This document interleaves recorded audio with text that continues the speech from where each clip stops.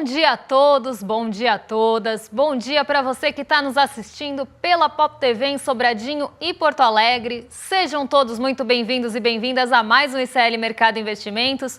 Hoje é sexta-feira, ainda bem, porque essa semana foi quase um mês, né? Ela está com uma duração infinita porque todas essas atualizações e todas essas mudanças dão uma sensação que a semana está enorme. Então a gente vai trazer de novo mais uma atualização aí da guerra tarifária, dessa ascendência de guerra comercial que está acontecendo depois da imposição e não só da imposição, mas do vigor e da entrada em vigência das tarifas nos Estados Unidos. Mas a gente também vai falar do que mexe com o seu bolso, porque hoje saiu o IPCA e eu vou tentar passar para vocês aqui as atualizações também do Banco Master, porque hoje tem reunião importante envolvendo o Banco Master e tem muita gente preocupada também em relação ao banco, ou porque tinha dinheiro lá, ou porque comprou um CDB do banco. Então tem muita gente aí querendo saber sobre isso também. Quero convidar vocês para deixar aqui no chat de onde vocês estão assistindo a gente e já colocar uma pergunta aqui, porque o Diego está na redação, já de olho aí para separar as perguntas para deixar aqui para mim, que eu vou responder depois. Antes de tudo isso, vamos ver a nossa agenda, o que teve de divulgação importante hoje, porque tem bastante coisa na agenda e bastante coisa importante hoje. Vamos lá! Saiu na Alemanha o CPI de março final, então o índice de preços ao consumidor, semana importantíssima para a inflação, tá, gente? Tanto aqui quanto fora do Brasil. Reino Unido também teve produção industrial de fevereiro. Presidente do Banco Central Europeu, a Christine Lagarde, participou de uma coletiva de imprensa do Eurogrupo. E aí, às 9 horas, olha quanto dado de inflação que saiu lá do IBGE. Saiu o IPCA, que a gente vai trazer os detalhes para vocês, mas saiu o INPC e o INCC também, medição do IBGE. Então aqui a gente tem 3 índices de inflação aí sendo divulgados às 9 horas. Lá nos Estados Unidos, a gente tem hoje PPI, que é o índice de preços ao produtor. Até se quiserem passar aí para o pessoal de casa acompanhar com a gente, nos Estados Unidos hoje tem PPI, índice de preços do produtor e núcleo, e aqui também saiu o IBCBR, que a gente vai trazer na segunda-feira, porque hoje, como tem muito assunto para falar, tem atualização de tarifa, não ia dar tempo de passar o IBCBR também, mas segunda-feira a gente conta para vocês o que aconteceu. Aí a gente começa a ter dirigentes do Banco Central dos Estados Unidos aparecendo na agenda de novo. E ontem tiveram declarações importantes aí de vários dirigentes do Fed, inclusive em relação à situação das tarifas, como isso está colocando o Banco Central dos Estados Unidos em uma posição mais complicada. Então, essas falas devem ser monitoradas de perto de novo. Às 11 horas também, agorinha, sai o índice de sentimento ao consumidor, expectativas de inflação para 1 e 5 anos, divulgação ainda preliminar, porque abril não acabou, mas essa divulgação é feita pela Universidade de Michigan. E a gente ainda tem alguns outros dirigentes falando hoje e temos alguns outros índices que saem aí na parte da tarde. Vamos passar porque tem petróleo hoje na parte da tarde, tem poços de petróleo e plataformas em operação. O John Williams, que é presidente do Fed de Nova York, também discursa em um evento. E a gente tem ainda às 4 horas na Argentina a inflação lá. Então, inflação ao consumidor de março, CPI da Argentina. Durante o dia, reunião da Ecofin, que já está acontecendo há alguns dias aqui. Então, o que deve ficar bastante no radar aí do mercado e das pessoas de uma forma geral? O IPCA aqui no Brasil, sem dúvida, os dirigentes do Fed nos Estados Unidos de uma forma geral e o PPI, porque está todo mundo querendo saber para onde vai a inflação. Ontem a gente teve até uma queda na inflação de março, mas a grande incerteza é: será que isso vai continuar? Será que a gente vai continuar tendo uma inflação mais controlada nos Estados Unidos com essas tarifas? Muito provavelmente não. Então, toda essa guerra, né, e esses novos desdobramentos acendem justamente um alerta. Então, dados de inflação já são muito acompanhados de perto, agora devem ser mais ainda. Antes de passar para os assuntos do dia, de falar de PCA, de falar de Banco Master, vou dar bom dia para o Diego, que está lá na redação, porque ele vai trazer as atualizações aí pra gente do que aconteceu ontem, o que tá aí também no sentimento. Diego, bom dia, como você tá? Bom dia, Débora. Hoje eu tô particularmente feliz, sextou, né? Graças a Deus, finalmente mais uma semana se encerrando. Bom dia para toda a nossa audiência, bom dia pro Vladimir Naziel, falando diretamente do Rio de Janeiro. Bom dia pro nosso camarada Guedes, falando diretamente de Salvador, Bahia. Bom dia pro Dreamman, bom dia internacional, de Ovar, Portugal. Bom dia para o nosso querido ministro do Desenvolvimento Agrário e da Agricultura Familiar, Paulo Teixeira, que é corintiano que nem eu. Bom dia a toda a nação corintiana também. Enfim, bom dia para geral. Pois é, Débora, depois de um dia de muita euforia, o Ibovespa registrou forte queda de 1,13% nesta quinta-feira, dia 10 de abril. O indicador acompanhou as bolsas de Nova York, que também fecharam em baixa generalizada, diante do medo de uma escalada na guerra comercial entre a China e os Estados Unidos. Só para citar aqui, o Dow Jones despencou 2,5%, o S&P 500 caiu 3,46% e a Nasdaq tombou 4,31%. Já o dólar aqui no Brasil fechou ontem valendo R$ 5,89, com avanço de 0,88% sobre o real. As bolsas do mundo inteiro estão apresentando uma volatilidade que a última vez que vimos, salvo engano, foi durante a pandemia do Covid-19, né, Débora? E eu acho que uma dúvida particularmente minha, mas só que parcialmente também do William De Luca, nosso colega aqui de trabalho e vizinho de programa também, é saber o que explica essa movimentação, né, Débora? É só o tarifaço do Trump ou o buraco é mais embaixo? Olha, a gente já viu nessa movimentação, toda vez que a gente tem incerteza, eu acho que esse é o grande ponto. E aí vale para o Diego, para o William, para vocês que estão em casa. Toda vez que a gente tem um movimento muito grande de incerteza, um sentimento muito grande de incerteza mesmo, de não saber para onde vai, de pouca visibilidade, os mercados começam a ter mais volatilidade. Eu sempre falo que na incerteza só ganha quem especula, porque você consegue ali aproveitar esse momento tentando especular com os ativos. Então, para quem especula, a volatilidade é sempre ali bastante bem-vinda. Então, movimentos de sobe e desce muito forte, que é o que a gente chama de volatilidade, acabam favorecendo a especulação. Porque vamos combinar, se você compra uma coisa 10% mais barata e ela sobe no dia seguinte, você vende, porque você sabe que no dia seguinte ela vai cair de novo, você vai poder comprar mais barato e vender, você vai ficar nesse compra mais barato e vende mais caro tentando especular com o ativo. Então, volatilidade favorece isso. Toda vez que a gente tem um ativo mais volátil, ele é favorecido, ele começa a sofrer com a especulação de uma forma mais intensa. Aí a gente tem a pandemia do Covid-19 mesmo, né, que teve, né, não era uma questão financeira também, era uma questão aí ligada à saúde, então ninguém sabia o que esperar, estava uma grande incerteza, ninguém sabia o quanto ia durar. A gente teve esse movimento de derretimento de bolsa e depois alguns movimentos de volatilidade, quando teve ali a crise regional dos bancos dos Estados Unidos, os bancos regionais, na verdade, dos Estados Unidos. A gente viu esse movimento de novo, de fortes altas e quedas ali, trazendo um ambiente também de incerteza, então sempre que a gente tem pouca visibilidade, a gente vai ter mais movimentos fortes de entrada e saída de recurso, porque justamente as pessoas realizam ganho, depois elas acham que podem comprar de novo, então favorece ali o movimento de alta e você fica nessa troca.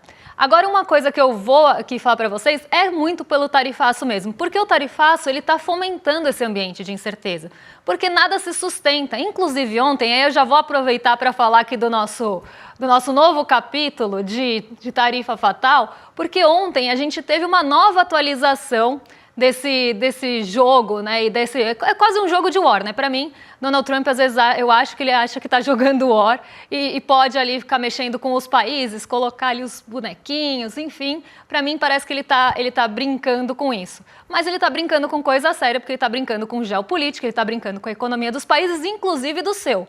Porque ontem, inclusive, a secretária do Tesouro falou que ela não viu um movimento desse de autoinflição assim tão grande em muito tempo, como se ele estivesse fazendo mal ali para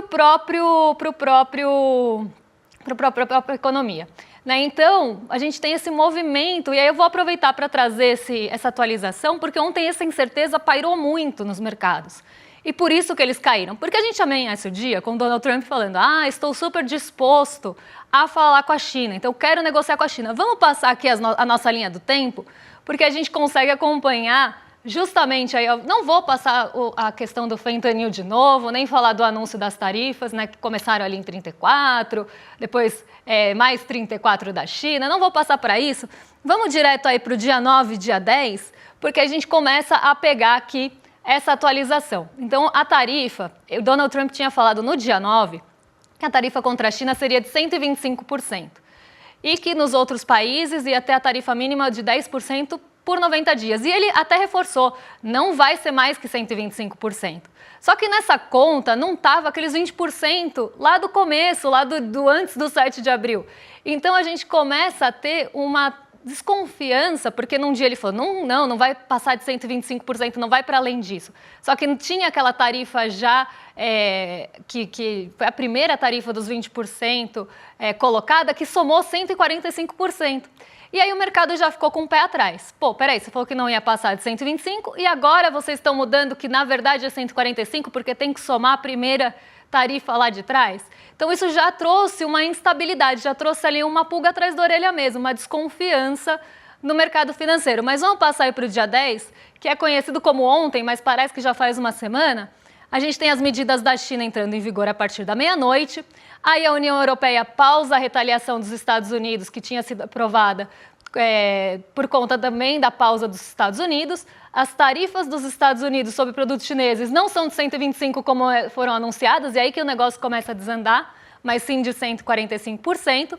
E enquanto o Donald Trump discursava otimista sobre um possível acordo com a China, o mercado estava respondendo com frieza, o mercado estava respondendo cético, achando que não ia por aí, porque a promessa de trégua não convenceu ninguém. E aí o mercado começa a operar nesse clima de pessimismo de novo. Olha, ele está falando uma coisa, mas ele está fazendo outra. Ele está falando que quer promessa de trégua, mas está atacando a China, culpando a China ali pela derrocada, né? Qualquer coisa ruim que aconteça com os Estados Unidos seria culpa da China. Mais ou menos isso aqui, simplificando muito. Então, né, tudo que está acontecendo nas bolsas, se a economia tiver algum problema, vai ser uma causa chinesa e não dele mesmo. Né? Então, ele fez esse ataque à China ao mesmo tempo que estava propondo uma trégua, então isso não convenceu ninguém mesmo. Pequim, logo em seguida, anuncia tarifas retaliatórias subindo de 84% para 125%, as tarifas sobre produtos estadunidenses. A nova tarifa entra em vigor no sábado, dia 12, conhecido como amanhã. Então, olha aqui o que vem se desdobrando. É como eu falei, é um cabo de guerra e parece que está todo mundo querendo puxar com mais força aí. Os Estados Unidos respondem, a China vai e aumenta o tom também. Você vai aumentar o tom comigo? Eu vou aumentar com você. Então, essa questão da trégua, da negociação, acaba ficando mesmo com muita desconfiança. Será que vão sentar para negociar? Porque até agora a gente está vendo resposta após resposta. Mas vamos passar aí, porque tem mais atualização para vocês na próxima página, porque aqui a gente vai falar das reações da China. Né? Depois que a China levou as práticas para a OMC, que tinha sido a última atualização que a gente teve ainda o controle das 12 empresas, né? Isso foi ontem, na verdade. E aí a China, eu não sei se está aí, mas a China chamou, né, essa tarifação, essa guerra comercial de piada. Então, a China falou que era uma piada, né? Rimos muito, taxamos mais. Foi tipo isso que aconteceu. O que os Estados Unidos estão fazendo é uma piada na história moderna.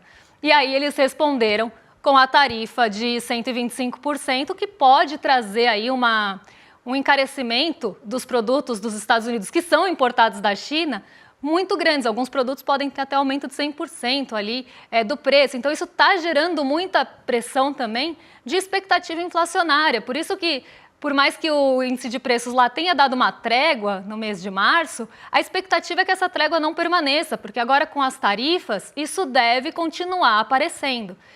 Então, a gente tem esse movimento e o desdobramento ninguém está acreditando que vai ter negociação. Está todo mundo acreditando que essa corda vai esticar até romper.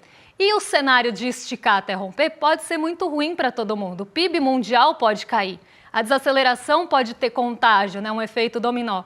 Então, realmente está gerando uma preocupação global até quando isso vai ser levado adiante. E parece que ninguém está acreditando que vai ter negociação, que vai ter trégua, que alguém pode ceder em algum momento. E aí os mercados ficam pessimistas e caem como caíram ontem. Esse é o resumo da história, mas se tiver alguma atualização enquanto a gente estiver aqui no programa, eu conto para vocês. Se não, eu conto na segunda, porque agora a gente vai vir para o Brasilzão para falar do que mexe com o bolso. Então o Diego já está lá na redação também para trazer algumas expectativas para o IPCA de hoje. Diego, conta para a gente, o que o mercado estava esperando do IPCA, hein? Pois é, Débora. Hoje, às 9 horas da manhã, o IBGE divulgou mais um dado importantíssimo, acho que um dos meus dados favoritos, que eu mais gosto de acompanhar, que são os dados de inflação, né? Na verdade, ele divulgou tanto o IPCA quanto o INPC. Então, a gente vai trazer aqui o IPCA. Pois bem, O mercado estava esperando que o IPCA já fosse desacelerar, nesse caso para 0,54% em março, depois da alta de 1,31% em fevereiro. A desaceleração deveria ser puxada pelo fim do efeito rebote do bônus de Itaipu, somado ao alívio no preço dos combustíveis. Mas então, Débora, o mercado conseguiu acertar? Errou? Ficou no tete-a-tete? Como é que foi? Olha, o mercado errou, mas errou por pouquinho, né? Porque a inflação ela veio acima ali da projeção mediana do mercado. Ele até, né, foi surpreendido. Eu acho muito curioso que o mercado sempre erra a projeção de inflação para baixo e é surpreendido. Quase todos os meses o mercado joga a inflação para baixo e fala: olha, fomos surpreendidos, como a inflação está pressionando acima do que a gente esperava. Inclusive essa projeção mais baixa da inflação, ela começa até a gerar uma desconfiança, porque projeta para baixo no mês a mês ali, mas projeta para cima no Focus para fazer pressão. Então parece até uma pressão meio conjunta, né? Eu jogo minha projeção mês a mês para baixo, aí eu falo que eu fui surpreendido, então tem algum espaço para subir juros, e no Focus eu subo a projeção falando: eu acho que a inflação vai terminar o ano muito acima da meta, então vai subir juros de novo. Então a gente vê, né, essa projeção sempre errando para baixo. Mas vamos ver como é que ficou mesmo a inflação do mês de março aqui. Né? E aí, olha só, nossa tarja hoje, ela está homenageando o Gilberto Gil, que vem para São Paulo fazer show, e eu estarei lá. Variação do IPCA, março de 2025 em 0,56%, 1,3% tinha sido a inflação do mês passado, então sim, teve desaceleração no mês a mês. Entre fevereiro e março, a gente viu uma desaceleração aí basicamente em todos os grupos. No mês de março de 2024, a inflação tinha sido de 0,16%, então uma inflação bem elevada para o mês de março de 2025, acho que vale a gente falar isso também, porque inflação sempre tem questões sazonais e a gente precisa levar isso em consideração. Só que se a inflação ela vem mais elevada do que a média, que a gente está acostumado para aquele período, a gente precisa entender de onde está vindo essa pressão. E é justamente isso que eu vou contar para vocês. No acumulado do ano ficou em 2,04%, e no acumulado em 12 meses também tivemos aceleração aí para 5,48%. Mês passado estava em 5,06%, anteriormente estava em 4,78%, se não me engano. Então a gente vê uma aceleração da inflação no acumulado em 12 meses, mostrando que a gente está tendo inflações mais altas do que o período anterior.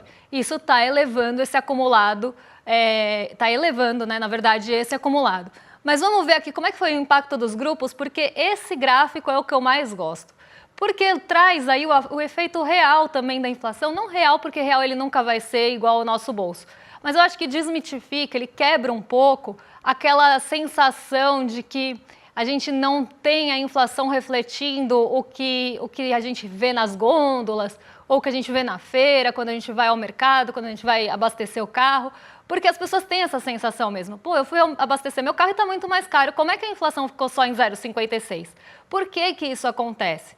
Porque a inflação, ela é ponderada, ela tem grupos e esses grupos têm pesos. Então é uma média ponderada, não é somar tudo e dividir por tudo, você dá pesos para cada um dos grupos e você faz uma ponderação no final. Por isso que, por exemplo, uma alta de alimentação em bebidas de 1,17, que é maior inclusive que a inflação geral, só teve um impacto de 0,25, porque você pondera isso.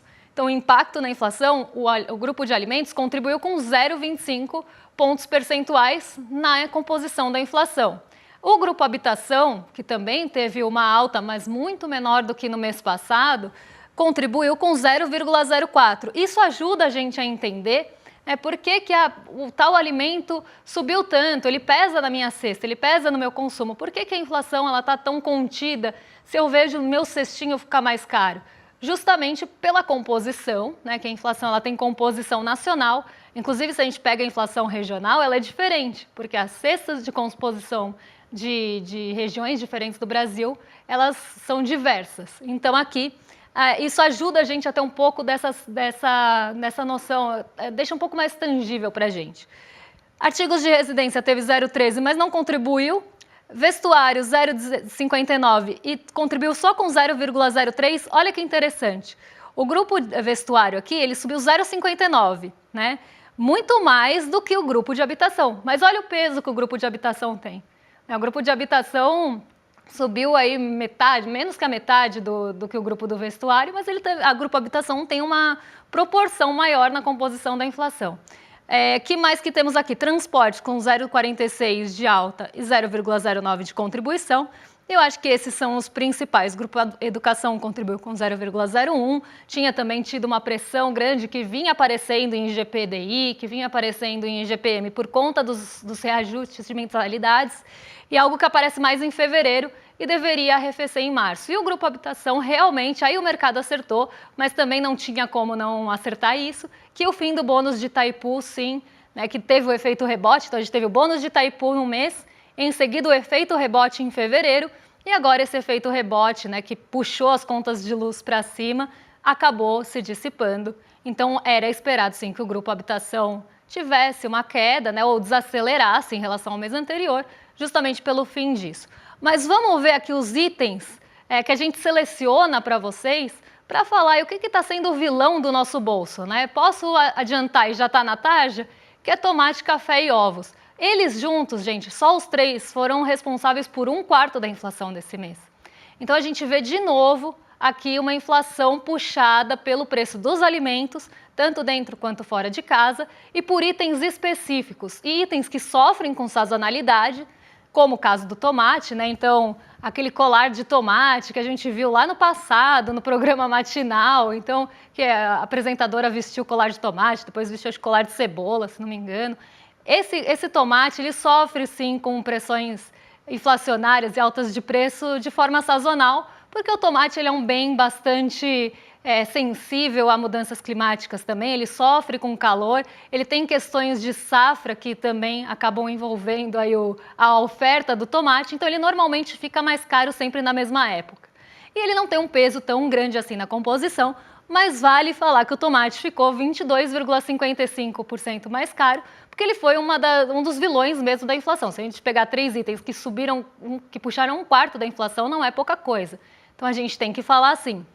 O feijão carioca subiu 0,74, a cebola 5, o café moído continua subindo aqui. Então nosso cafezinho vai continuar mais caro. E, gente, eu não gosto de ser aí a portadora de más notícias, mas já sendo, como sempre, o café deve continuar pressionando a nosso bolso, porque uma alta lá no grão do café pode perdurar ou pode chegar na gente 19 meses depois. Então a gente está sofrendo alta aqui de coisas do passado. E a gente sabe que os problemas envolvendo o café continuam. Então essa alta deve perdurar por mais tempo. O que a gente tem de problema envolvendo o preço do café? Tem o Vietnã, que está com problemas aí de oferta, então tem questão também do café robusta lá no Vietnã com problema de oferta. Tem questões logísticas, porque os containers, não só os containers estão mais caros, como algumas rotas tiveram que mudar. Então, o café está com o frete mais caro, porque algumas rotas estão mais longas por conta de conflitos no Oriente Médio. Então, a gente vai vendo que os problemas vão empilhando aqui, né? É problema climático no Vietnã, é o café robusta que está mais caro, é o container que também está mais caro, a rota que está mais longa e, portanto, mais cara. A gente tem também os fatores climáticos que acabam afetando também a nossa produção aqui. O nosso grão de café já estava sofrendo lá no passado com grãos menores, grãos de pior qualidade. As folhas de café, elas têm ali um papel importante na frutinha. Se você não tem um clima adequado, a planta ela acaba abortando os frutos. Então tem uma série de questões que envolvem aí, desde o clima até a logística, que estão deixando o café mais caro de forma global. Isso não está acontecendo só no Brasil, essa é uma preocupação global. Mas a gente sente aqui no nosso bolso. E a gente fica muito brava porque a gente pensa, somos o maior produtor de café e não temos o acesso ao café que a gente mesmo produz, porque boa parte e o de melhor qualidade vai para fora. A gente fica com aquele resto torrado com graveto, que é o que a gente toma aqui basicamente, se você não compra um café desses de tipo exportação. E aí, ainda você vai pagar muito caro num pacotinho de café. Então é para se indignar mesmo. Podem ficar bravos com o preço do café, mas já aviso que vai demorar para cair, porque esse efeito deve durar pode durar até alguns anos, viu? Então, não gosto de trazer mais notícias, mas como eu sempre trago, vamos lá. Frutas subiram 1,70, leites e derivados continuam também aparecendo aqui. Muito disso a gente já tinha visto no IGPM e no IGPDI. Nada aqui é muito novo, Mas eu acho importante a gente trazer, porque essa é a inflação oficial, e pega o fechamento do mês, né? A IGPM pega parte, então aqui a gente tem o fechamento do mês. A energia elétrica, que tinha sido uma vilã no mês passado, caiu para zero, desacelerou, né? Mas continua pressionando com 0,12. Gasolina, etanol e óleo diesel também continuam pressionando a inflação para cima, mas em menor magnitude do que a gente viu no mês passado. Então, quais são os vilões mesmo aqui de fato, né? E as hortaliças, esqueci de falar, alta também grande aí de 2,57. Vilões aqui que a gente poderia pensar.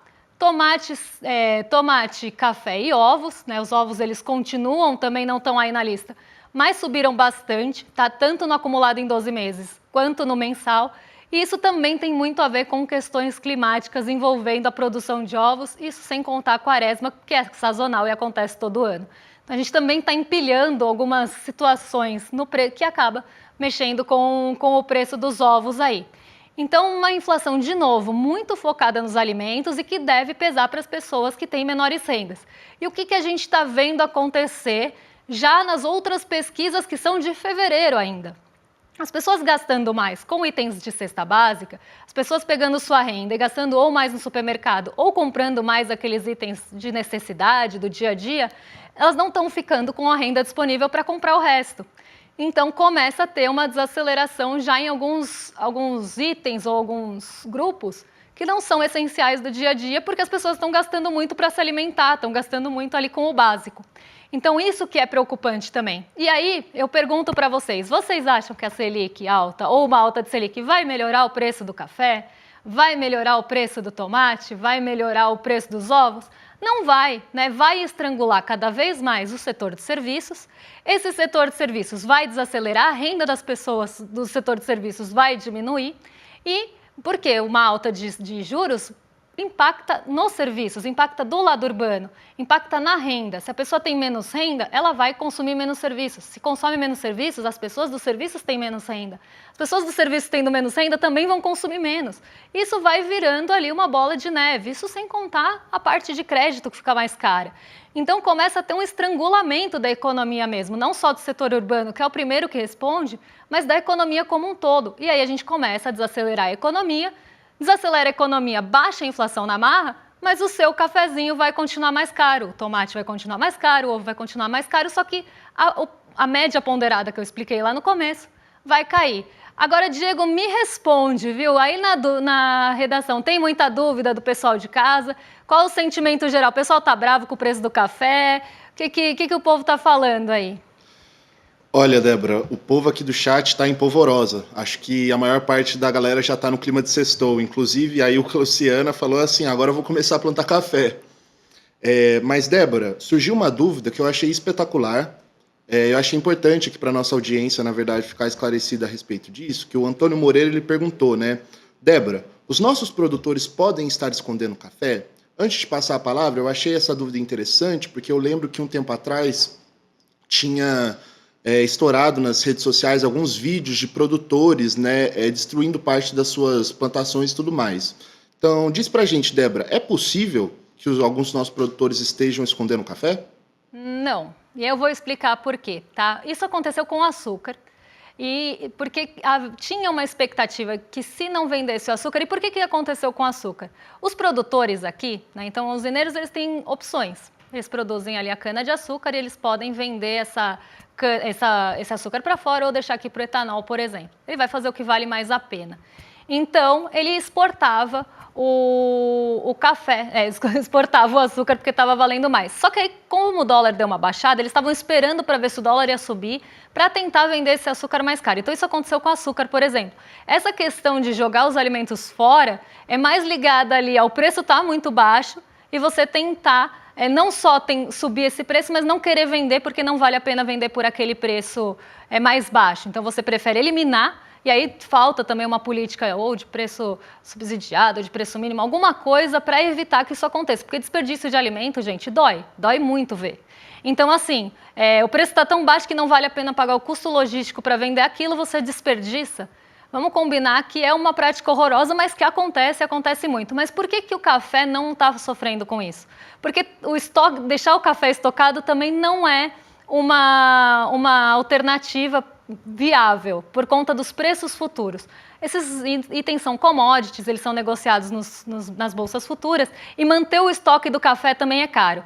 Então, se você guarda o café, você pode perder dinheiro por conta das movimentações no café futuro. Então, tem inclusive impacto, se você guarda o estoque do café, isso também deixar mais caro.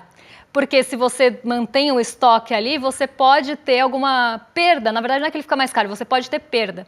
Então, não, eu tentei falar muito rápido porque o programa está acabando. E eu vou convidar vocês para se inscreverem aqui no iclmercado.com.br, porque semana que vem a gente tem aula do Investidor Mestre. E nesse cenário, a gente está com muita nebulosidade, então vem em excelente hora. Mas a gente está aqui num clima quase de China e Estados Unidos, nós e Rolê ICL, e apesar de estarem falando que a gente copiou, tipo Learning by Doing, que aconteceu também lá na Ásia, a gente vai fazer uma promoção com vocês, olha só. A gente fez 3 canecas, Diego, mostra a sua caneca aí. A gente fez 3 canecas com frases do mercado. A Selic não é cobra coral, conhece a Kendi, a quem diria, e o é meio cartomante. O que a gente vai fazer? A gente está com umas 170 inscrições aí. Pouquinho mais. Se a gente conseguir em 3 dias, então até terça-feira, 8 horas, triplicar isso, chegar em 534, nem estamos sendo tão agressivos que nem o Rolê. A gente vai sortear uma delas, para quem se inscrever por iclmercado.com.br. Vamos ver se a gente consegue entrar nessa guerra comercial aí com o Rolê ICL e sair da lanterninha, que é muito triste? Bora lá, iclmercado.com.br e quem sabe ganhar uma canequinha aqui que a gente fez com muito carinho para vocês. E agora vocês ficam com o nosso Rolê ICL, vizinhos de cima aqui, que vão xingar a gente por estar copiando o programa, mas a gente faz isso porque quanto mais gente participar da aula, mais gente vai ficar bem informada e vai fugir de cilada. Então, quem ganha é sempre vocês, ou caneca, ou visita do Thanos, ou aula. No final, vocês vão sair ganhando de qualquer forma. Então, já sabe, iclmercado.com.br, eu me despeço de vocês, excelente fim de semana. Volto segunda-feira aí para trazer atualizações, aí vou falar de Banco Master, porque não ia dar tempo, é um assunto longo. Um beijão e até lá, pessoal! Tem corretora famosa e grande aí sendo processada porque está vendendo coisa que está prejudicando demais os clientes. Tem gente perdendo dinheiro que juntou a vida inteira investindo em coisas assim perigosíssimas que foram oferecidas por essas corretoras. E as corretoras não estão nem deixando a gente falar sobre isso. Estão processando um monte de influenciadores aí que estão alertando as pessoas. Gente, só tem uma maneira de se proteger disso: entendendo como funciona esse mundo das finanças e dos investimentos. A notícia boa é que é muito mais simples do que vocês imaginam. E se ensinado da maneira correta, é até divertido. Eu preparei uma aula para o dia 15 de abril, uma terça-feira, às 8 horas da noite, que eu queria que todos vocês participassem. Uma aula rápida, muito gostosa de fazer e que vai transformar para sempre essa caminhada financeira de vocês. Dia 15 a gente está junto lá.